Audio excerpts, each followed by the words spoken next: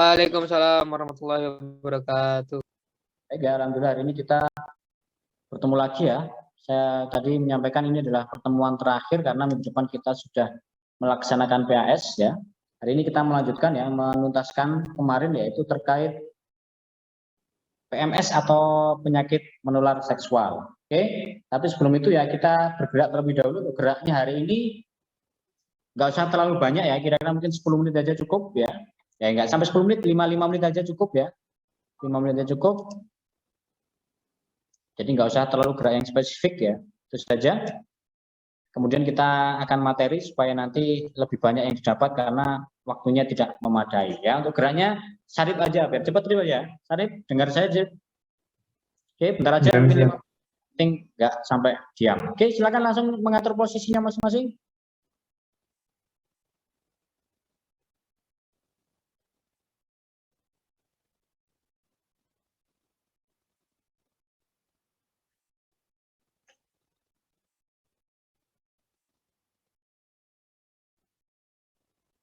Baik, silakan mengatur posisinya masing-masing.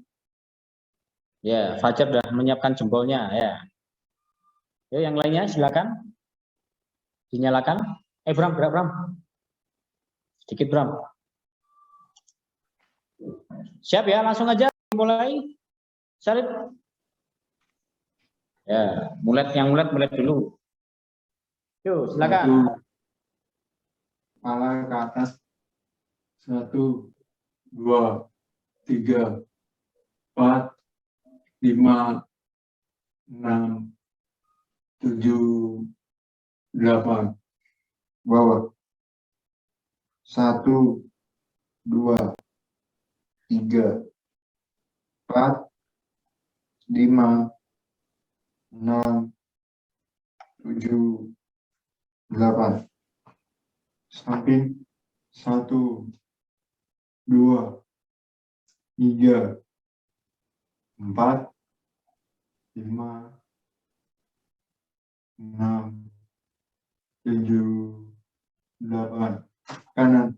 1, 2, 3, 4, 5, 6, 7, 8. 1, 2, 3, 4, 5, 6, 7, 8.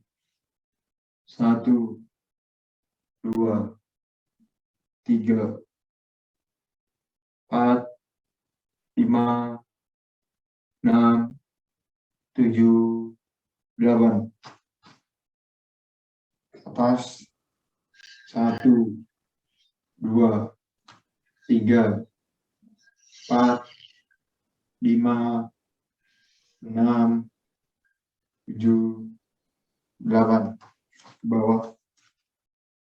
1, 2, 3, 4, 5, 6, 7, 8. Bawah kanan. 1, 2, 3, 4, 5, 6, 7, 8. Kiri. 1, 2, 3, 4, 5, 6, 7, 8. Ke depan. 1, 2, 3, 4, 5, 6, 7, 8. Ke belakang. 1, 2, 3, 4, 5, 6, 7, 8. Kiri. 1, 2, 3, 4, 5, 6, 7, 8. 1, 2, 3, 4, 5, 6, 7, 8. 1, 2, 3, 4, 5, 6, 7, 8. Kiri 1, 2, 3, 4, 5, 6, 7, 8. 1, 2, 3, 4, 5, 6, 7, 8. 1, 2, 3, 4, 5, 6, 7, 8. Kaki kiri diangkat. 1, 2, 3, 4, 5, 6, 7, 8. Belakang. 1, 2, 3, 4, 5, 6, 7, 8. Depan. 1, 2, 3, 4, 5, 6, 7, 8. Kaki kanan. 1, 2, 3, 4, 5, 6, 7, 8. Belakang. 1, 2, 3, 4, 5, 6, 7, 8. Depan. 1, 2, 3, 4, 5, 6, 7, 8. Kaki dibuka ke kiri. 1, 2, 3, 4, 5, 6, 7, 8. Kanan. 1, 2, 3, 4, 5, 6, 7, 8. Kiri ditekuk. 1, 2, 3, 4, 5, 6, 7, 8. Kanan.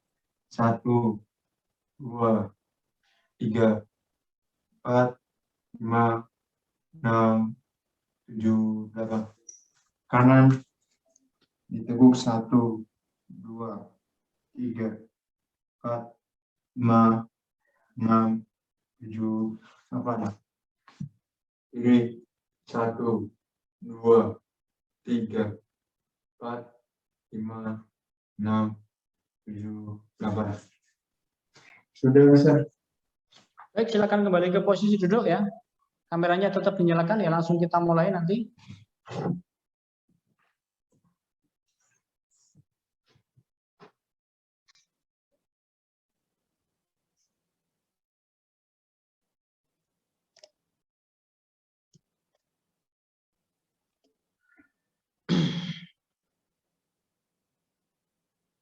Baik ya, langsung saya lakukan share screen. Bentar.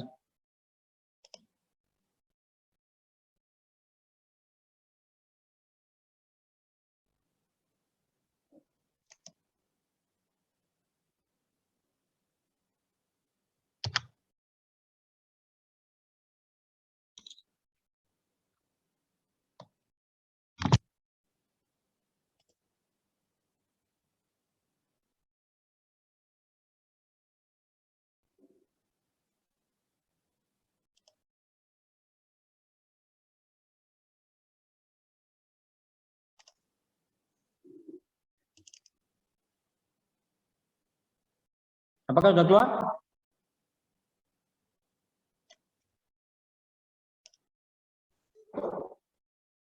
Sudah, Mister. Ya. Kemarin ini sudah apa belum? Sudah, Mister. Yang ini? Sudah juga. Nah, yang ini belum, Mister. Ya. Jadi sekarang kita masuk yang PMS atau penyakit menular seksual yang disebabkan oleh virus.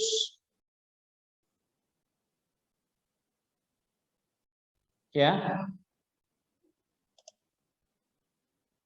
Kemarin herpes ini juga termasuk yang salah satunya ya. Ini salah posisi.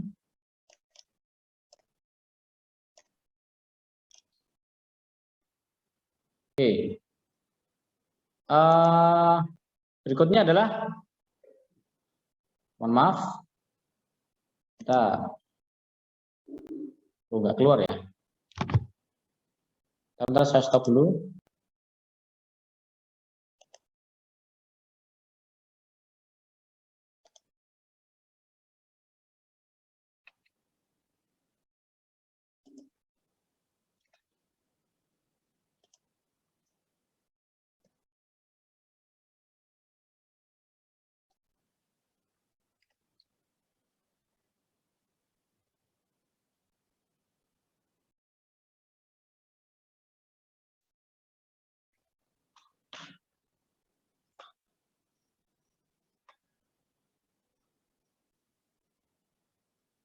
Kok ada muncul?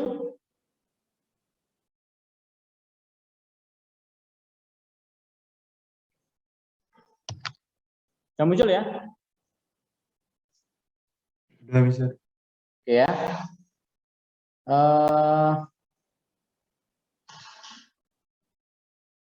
Saya minta tolong dibaca. Farhad, silakan dibaca Farhad. Kutil kelamin juga disebut kutil genital, disebabkan oleh virus yang dikenal sebagai human papillomavirus atau HPV. Terdapat 40 tipe virus HPV yang dapat menyerang alat kelamin, tetapi sebagian besar kutil kelamin disebabkan oleh HPV tipe 6 dan 11. Kutil kelamin adalah kutil yang muncul di sekitar alat kelamin atau di area dubur. Kutil ini mungkin tidak menimbulkan rasa sakit, tapi biasanya akan muncul rasa gatal-gatal, memerah, dan terkadang bisa berdarah. Pada beberapa penderita, kutil bisa tumbuh bergerombol dan kemudian terlihat seperti kembang kol. Kutil dapat muncul setelah beberapa bulan, bahkan tahunan setelah terjadinya infeksi HPV.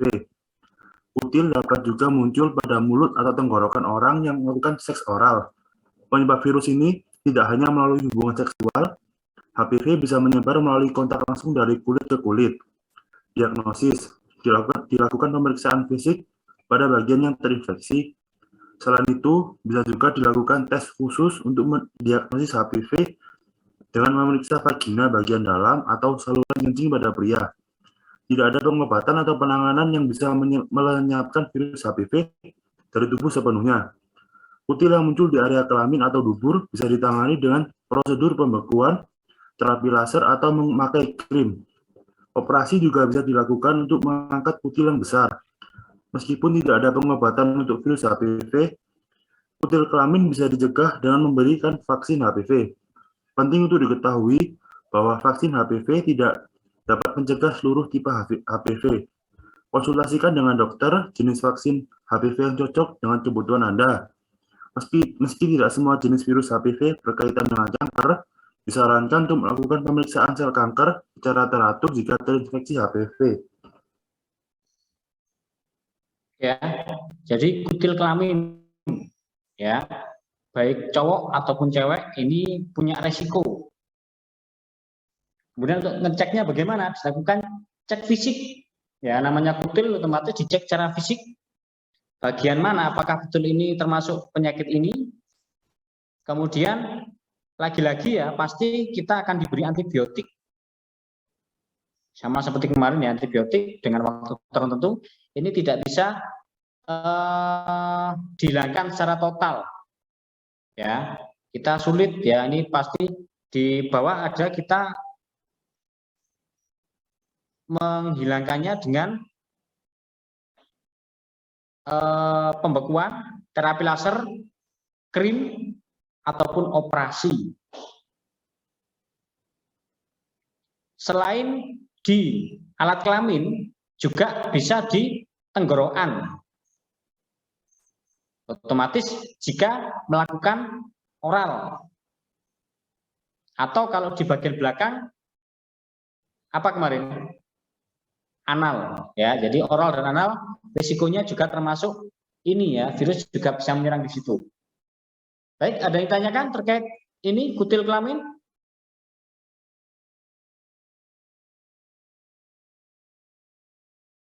Lanjut ya. Baik, saya lanjutkan. Stop ini.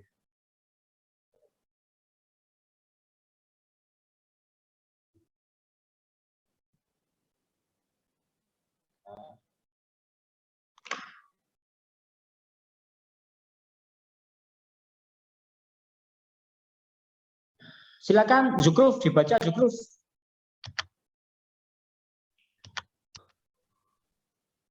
Molluscum contagiosum merupakan infeksi kulit akibat virus munculnya benjolan kecil berwarna seperti daging segar. Benjolan ini muncul terpisah atau berkelompok. Molluscum contagiosum menular melalui kontak fisik dengan penderitanya, termasuk hubungan seksual. Umumnya benjolan Molluscum contagiosum munculnya di sekitar alat kelamin, badan, wajah, atau kelopak mata. Benjolan ini meradang dan berubah warna menjadi kemerahan ketika tubuh penderita melawan virusnya. Infeksi virus ini akan tetap menular selama benjolan masih ada. Biasanya benjolan akan muncul setelah 2 hingga 7 minggu sejak terinfeksi. Namun bisa saja muncul setelah 6 bulan. Diagnosa pemeriksaan fisik dan bila diperlukan mungkin akan mengambil sampel untuk diperiksa lebih lanjut. Pada kebanyakan pasien, penyakit ini akan sembuh sendiri dan benjolan akan hilang setelah 6-9 bulan. Khusus pada benjolan yang ada di sekitar alat kelamin, dokter biasanya akan melakukan pengobatan untuk mencegah penyebaran. Pengobatannya bisa dilakukan meliputi membekukan benjolan dengan prosedur seperti krioterapi, mengikis benjolan dengan tindakan kuret, memberikan zat kimia pada benjolan, dan mengoleskan obat cair atau krim. Iya, hampir sama dengan yang tadi ya. Jadi benjolan ya, sama seperti yang kutil tadi, ya. Tapi virusnya yang berbeda. Jadi jenis virusnya macam-macam. Ini inkubasinya dimulai dari 2-7 minggu sejak terinfeksi. Ini juga di alat kelamin ya, sama ya. Untuk diagnosisnya otomatis cek fisik ya, pemeriksaan fisik apakah betul termasuk virus ini apa bukan ya. Kemudian bisa juga dengan mengambil bagian dari yang sakit tadi. Kemudian sekali lagi ya, benjolan ini atau penyakit ini tidak bisa hilang 100%. Ya, jadi harus diambil seperti tadi harus diambil dengan kuret, krioterapi, kemudian operasi juga dengan cairan krim atau cairan. Oke, ini untuk Molluscum contagiosum. Ada yang tanyakan? Silakan, ada yang tanyakan?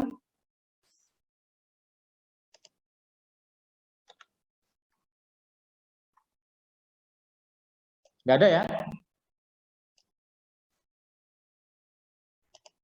Baik, kalau nggak ada kita lanjut. Ya, mempersingkat waktu.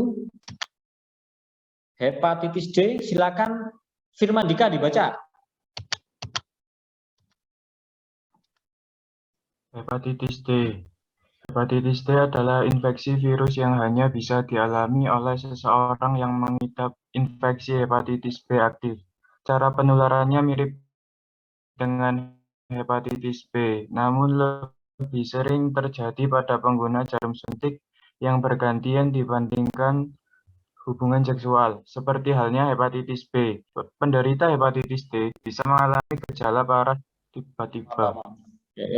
Secara umum, infeksi hepatitis D akan memperberat kerusakan dan gejala yang muncul setelah terkena. Oke ya, hepatitis D, virus hanya dialami oleh orang yang mengidap hepatitis B. Ya, jadi kalau orang yang berhubungan dengan orang yang punya penyakit ini, otomatis risiko tertularnya akan lebih besar, ya, hepatitis D. Oke, silakan kalau ada yang ditanyakan untuk mempersingkat waktu. Nggak ada ya. Jadi untuk pengetahuan saja karena waktu kita terbatas ya. Untuk nanti saya lanjutkan lagi. Silakan Mela, dibaca Mela.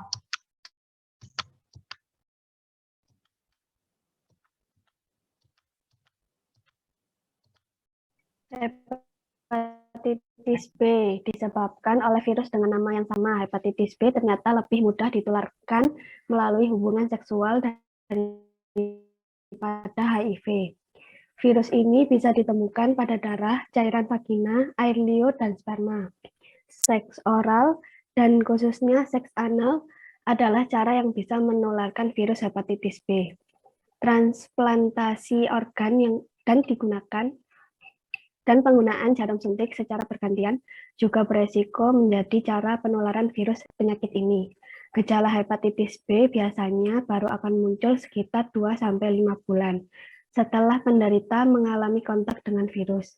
Gejala awal muncul seperti flu dan kemudian berkembang menjadi penyakit kuning. Pada fase kronis, hepatitis B dapat menyebabkan kerusakan permanen pada hati. Diagnosis hepatitis, pemeriksaan darah. Pemeriksaan darah yang dilakukan meliputi pemeriksaan antibodi dan protein pada virus. Selain itu juga akan dilakukan pemeriksaan fungsi hati untuk melihat kerusakan pada organ hati Anda. Hingga saat ini tidak ada pengobatan untuk menghilangkan virus hepatitis. Pengobatan yang dilakukan oleh dokter akan bertujuan untuk menunda atau mencegah komplikasi yang dapat terjadi. Meskipun begitu, terdapat vaksin yang dapat melindungi dari infeksi hepatitis B. Ya, hepatitis B, ya, penyakit kuning. Sekarang di sini ada kata-kata kronis. Ada nggak yang bisa membedakan kronis dan akut? Tahu, Bram? Yang di rumah mungkin ada yang bisa membedakan nggak? Kronis dan akut. Penyakit kronis dan penyakit akut. Ada yang bisa membedakan kira-kira?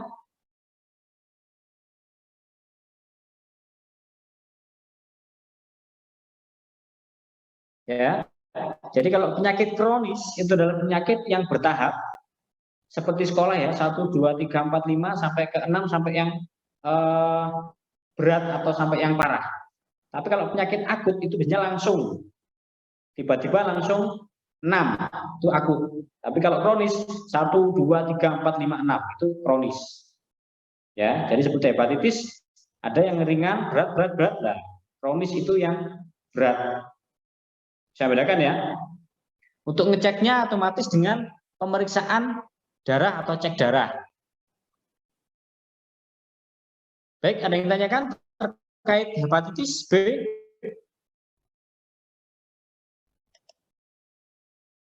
Ya ada ya. Oke, langsung berikutnya.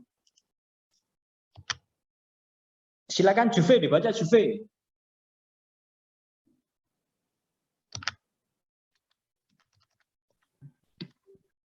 HIV atau Human Immunodeficiency Virus, virus yang menyerang sistem kekebalan tubuh. Virus ini dapat tertular melalui hubungan seks yang tidak aman, berbagai alat suntik ataupun jarum, dari ibu kepada bayinya saat melahirkan maupun melalui transfusi darah. Sistem kekebalan tubuh akan melemah dan tidak mampu melawan infeksi maupun penyakit akibat virus ini. Hingga kini, belum ada obat untuk sepenuhnya melenyapkan HIV dari tubuh. Pengobatan HIV umumnya dilakukan untuk memperpanjang usia dan meredakan gejala yang muncul akibat HIV. HIV tidak memiliki gejala yang jelas. Gejala awal yang terjadi adalah gejala flu ringan disertai demam, sakit tenggorokan, maupun ruam. Seiring virus HIV menyerang sistem kekebalan tubuh penderita akan makin rentan terhadap berbagai infeksi. Diagnosis dengan melakukan tes HIV beserta konselingnya. Tes HIV bisa dilakukan di klinik Voluntary Counseling and Testing atau VCT, atau KTS Counseling dan tes HIV sukarela. Baik ya, HIV ini lebih jelasnya ya sudah kita pelajari di kelas 11 ya, di kelas 11 untuk HIV, yaitu Human Immunity Deficiency virus atau virus untuk kekebalan tubuh ya.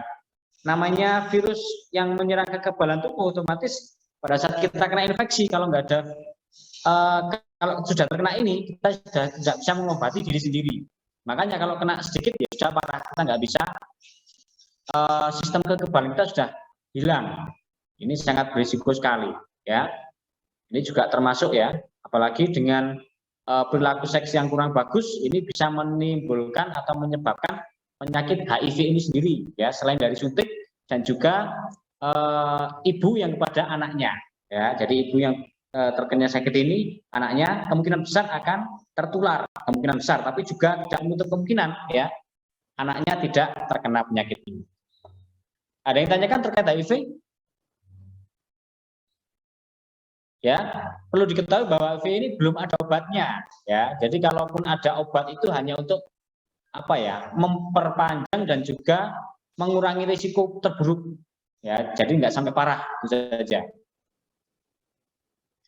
Lanjut ya. Ditasa, silakan dibaca Ditasya. Kudis atau skabies disebabkan oleh tungau Sarcoptes scabiei.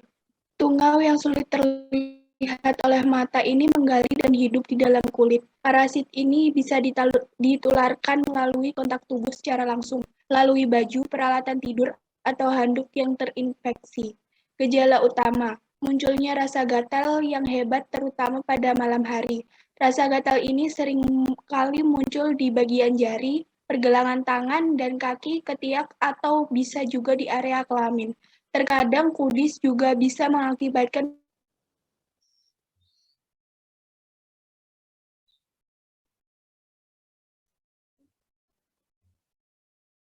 Ngelek kan?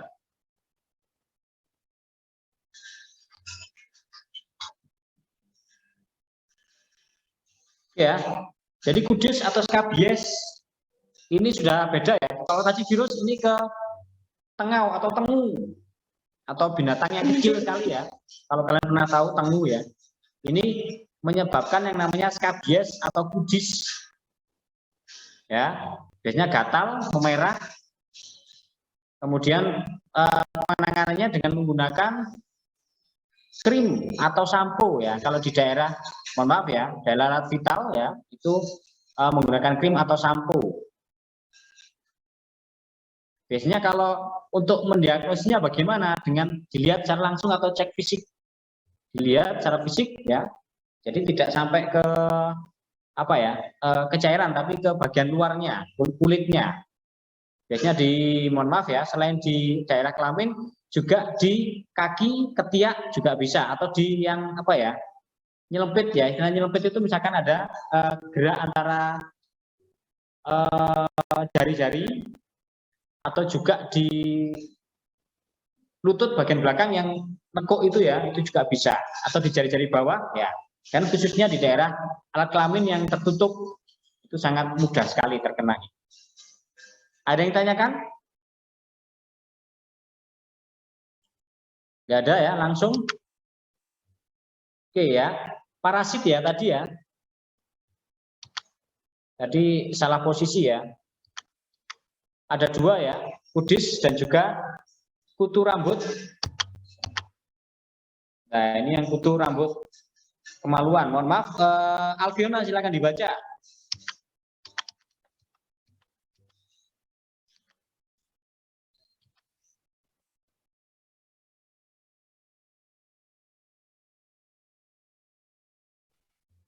Kutu pada rambut kemaluan merupakan serangga parasit kecil yang hidup di antara rambut tubuh. Misalnya rambut kemaluan, bulu ketiak, rambut tubuh, jenggot, alis, dan bulu mata. Kutu ini memangsa darah manusia untuk bertahan hidup. Di kulit, kutu ini merangkak dari rambut ke rambut dan tidak bisa melompat dari satu orang ke orang lainnya. Penularan hanya terjadi dengan kontak tubuh langsung dan seringkali terjadi saat hubungan seksual. Gejala utama: rasa gatal pada bagian yang terinfeksi dan terjadinya peradangan atau iritasi akibat garukan penderita. Selain itu, penderita juga bisa menemukan serbuk kehitaman di celana dalam atau bercak darah di kulit akibat gigitan kutu. Jika merasakan gejala seperti tadi, Anda terkadang bisa melihat secara langsung apakah ada kutu pada rambut kemaluan ataupun rambut lain yang terasa gatal. Kutu ini bisa diatasi dengan memakai krim atau sampo khusus. Anda tidak perlu mencukur rambut pada kemaluan atau rambut tubuh yang terinfeksi. Ya, kutu. Kalau tadi tengau, kalau ini tuh kutu ya. Kutu ini biasanya mencari yang ada rambutnya, ada bukan di rambut atas ya, tapi bisa di, mohon maaf ya, jenggot, bisa juga di ketiak, bisa juga di kemaluan. Ya, utamanya yang tertutup dan lembab. Ya, namanya kutu ya, otomatis akan menyedot darah yang ditempelinya. Untuk menghilangkannya bagaimana? Ya, dengan krim atau sampo atau obat khusus ya, yang otomatis ini adalah di luar ya, bukan di dalam tubuh.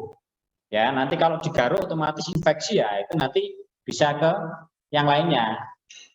Ya, kalau misalkan ya seorang yang berhubungan yang mempunyai kutu di dalamnya, memiliki itu, otomatis dia akan berpindah dan kutu ini akan berkembang biak. Nah, semakin banyak otomatis resikonya agak semakin besar juga. Baik, ada yang tanyakan terkait ini? Kutu?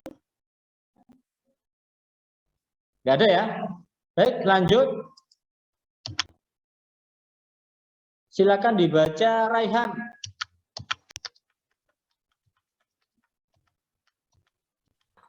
Trichomoniasis disebabkan oleh parasit yang sangat kecil bernama Trichomonas vaginalis.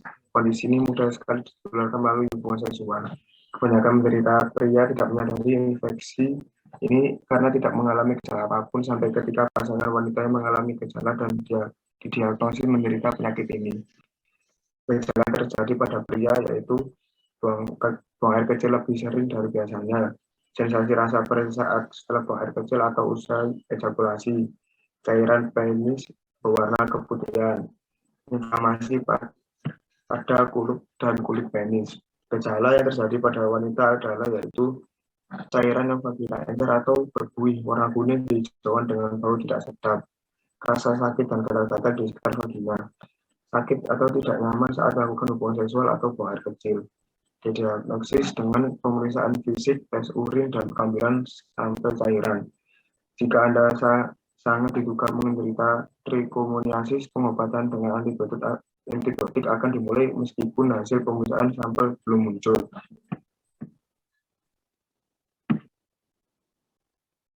Hal ini bertujuan agar infeksi cepat sembuh dan kemungkinan penularan menurun. Ya, trichomoniasis. Ya, ini adalah protozoa atau parasit kecil ya yang dalam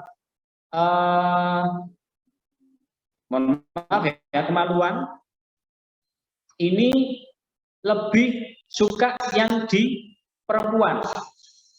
Ya, lebih suka di perempuan apalagi di dalam, di dalam, kemudian berkembang di sana, itu malah berbahaya. Gejalanya pada pria ya, buang air kecil, kemudian rasa perih, kemudian ada cairan putih yang bukan bukan sperma. Kemudian inflamasi atau luka pada kulit penis.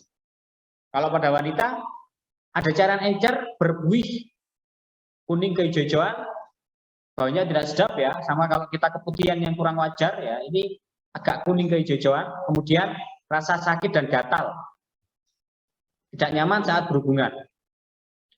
Diagnosisnya dengan dilihat secara langsung ya, tes fisik ya. Tetapi untuk lebih akuratnya itu dengan tes urin dan sampel cairan vagina. Kemudian sekali lagi seperti pada saat dulu ya di awal yang diberikan adalah antibiotik.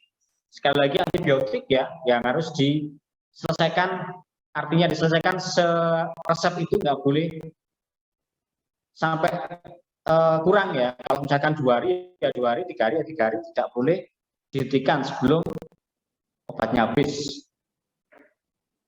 Itu ya, karena dalam tubuh apalagi cewek ya, perempuan itu banyak sekali parasit-parasit ada yang merugikan seperti ini. Oke, lanjut. Ada yang tanyakan sebelumnya? Kita sampai jam berapa? 35 kurang sebentar ya. Oke, sekarang Ezra, biar nggak ngantuk dibaca Ezra. Disebabkan oleh jamur. A. Tinea cruris merupakan infeksi jamur yang menyerang kulit di sekitar alat kelamin, paha bagian dalam, serta bokong. Merasakan munculnya ruam kemerahan berbentuk lingkaran yang terasa gatal pada bagian kulit yang terinfeksi. Diagnosis. Sampel akan diambil dari kulit yang terinfeksi, kemudian akan dilihat di mikroskop. Meskipun begitu, kebanyakan dokter ahli kulit dapat mendiagnosis tinea cruris hanya dengan mengenali ruam pada kulit pasien. Pengobatan dengan pemberian obat salep, semprot, bedak, atau lotion anti jamur. Namun untuk menangani tinea cruris yang sudah parah, penderita dapat menggunakan salep atau krim anti jamur yang lebih kuat, serta mengonsumsi pil anti jamur yang bisa didapatkan dengan resep dokter. B. Infeksi Candida biasanya menjadi penyebab umum iritasi pada vagina. Namun pada pria, khususnya yang tidak sunat, juga bisa mengalaminya.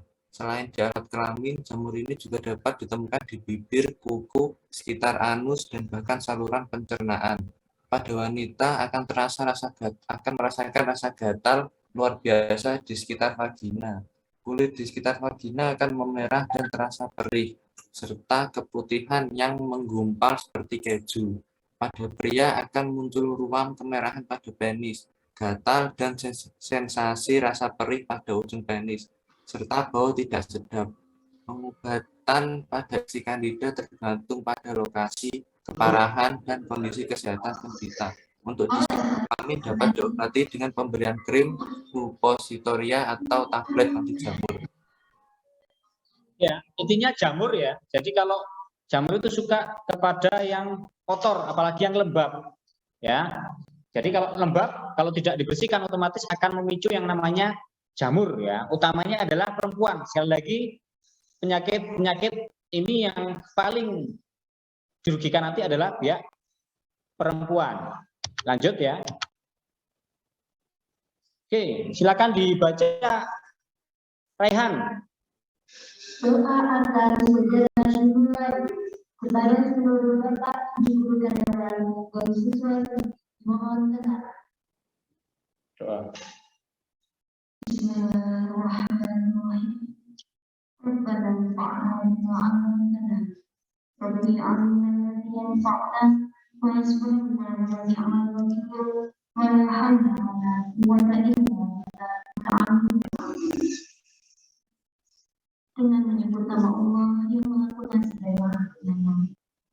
Wahai Allah Tuhan kami, maafkan yang telah kami pelajari. Berikanlah ilmu yang bermanfaat kepada kami. Cukupkanlah Allah sebagai penolongan kami. Tidak ada daya dan kekuatan kecuali dengan pertolongan Allah yang Maha. Amin ya rabbal alamin. Baik ya, karena waktunya tidak mencukupi ya, jadi saya cukupkan hari ini ya. Tadi sudah doa ya, nanti kita doa lagi ya. Nanti di GC akan ada tugas ya. Sekaligus nanti akan saya share untuk PPT yang tadi, silakan dipelajari sendiri. Terkait PMS ya, dipelajari. Dan juga untuk persiapan PAS. Itu saja. Silakan Mas Erlangga dipimpin doa lagi. Sebelum mengakhiri pembelajaran hari ini, mari kita berdoa. Berdoa dimulai.